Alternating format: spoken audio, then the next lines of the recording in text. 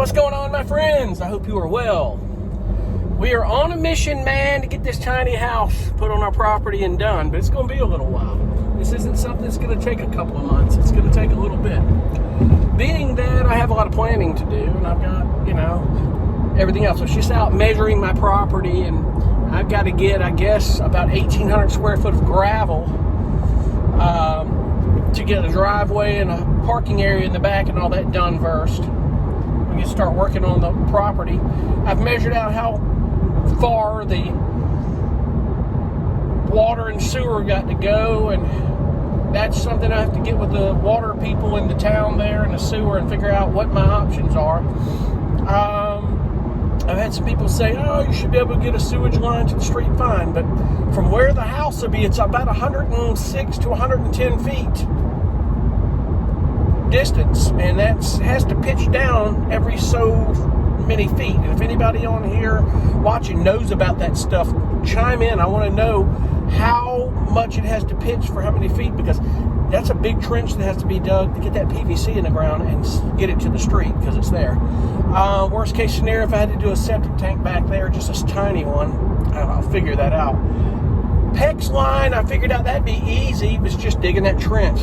Get somebody who can do a little tiny trench of a couple of feet, and it's that blue PEX, I think it's about 1.5 inches, and get it in the ground there, connect it to the polyethylene piping at the meter, and get that connected and just get it to the back of there.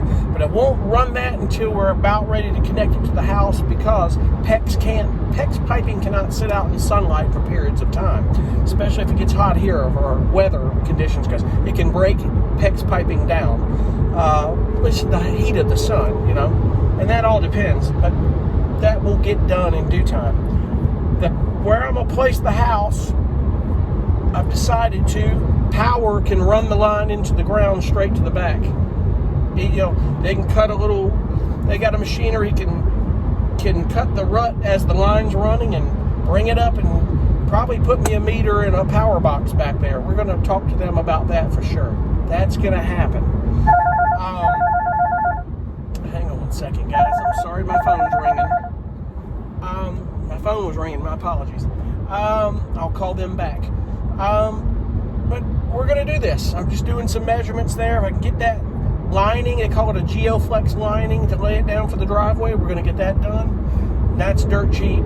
Get it all pinned down. Then get the gravel.